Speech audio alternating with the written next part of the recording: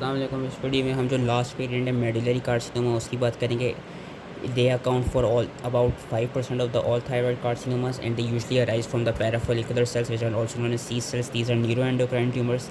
इसका ये देखा गया कि दे सिक्रीट कैल्सिटोनिन। अब कैल्सिटोनिन का नॉर्मली क्या फंक्शन होता है कि नॉर्मली जब भी बॉडी में हाइपर कैल्सीमिया हो रहा होता है तो उसके रिस्पॉन्स में कैल्सिटोनिन प्रोड्यूस होता है। और कैल्सिटोनिन का फंक्शन ये होता है कि वो जो सीरम कैल्शियम के लेवल्स होते हैं उनको रिड्यूस कराता है by inhibiting the osteoclast activity and by inhibiting the renal tubular reabsorption of calcium.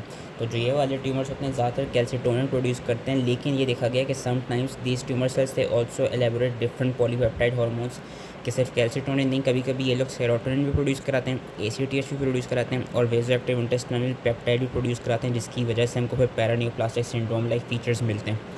70% of the tumours जो होते हैं medullary carcinomas they are sporadically, whereas जो बाकी 30% होते हैं they are in the setting of MEN2A और MEN2B, जिसको हम लेटर ऑन पढ़ेंगे कि क्या होता है। और इनमें यही देखा जाता है कि इनमें ज़्यादातर जर्म लाइन रैट की म्यूटेशन हो चुकी होती है।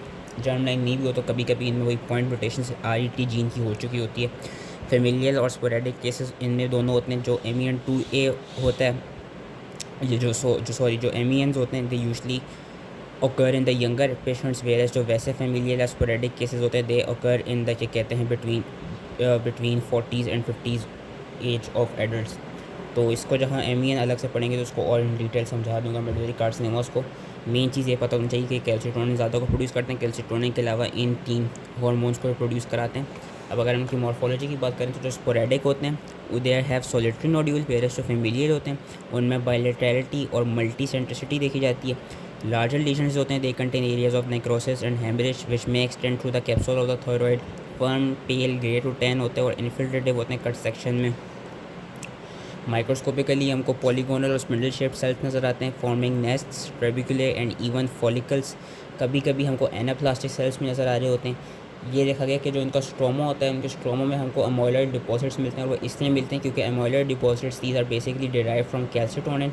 तो स्ट्रोमा में अमोइलॉइड डिपॉजिट्स मिल रहे होते हैं, whereas with in the tumour cells with in the cytoplasm of tumour cells हमको कैल्सिटोनिन नज़र आ रहा होता है और इन दोनों को हम इम्यूनोहिस्टोकेमिकल स्टेन्स के थ्रू डिटेक्ट कर सकते हैं। Since these are neuroendocrine tumours, तो जो इलेक्ट्रॉन माइक्रोस्कोपी में हमको membrane bound electron dense granules मिलते हैं with in the cytoplasm of the neoplastic sales.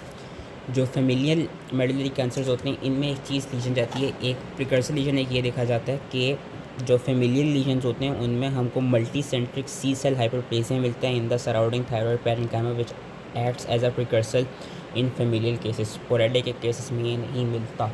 Clinical features की बात करें तो इतने इंपॉर्टेंट नहीं है। ये देखा है कि जो स्पोरेडिक वाले केसेस होते हैं उसमें मैस होता है नेक में, डिस्फेजिया हॉर्सनेस हो रही होती है। जो पैरानियोप्लास्टिक सिंड्रोम है वो उसके थ्रू मैनिफेस्टेशंस मिलती हैं कि VIP अगर बड़ा होगा तो डायरिया हो रहा होगा, ACTH बड़ा होगा तो कुशिंग सिंड्रोम हो रहा होगा।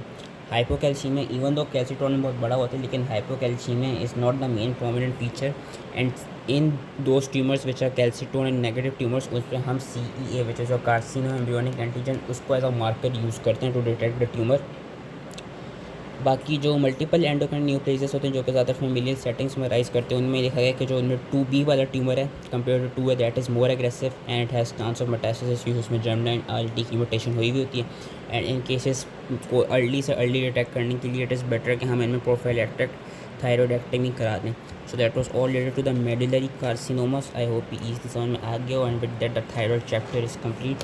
सो that was all related to the tumour. I hope easily समझ में आ गया हो एंड थैंक यू।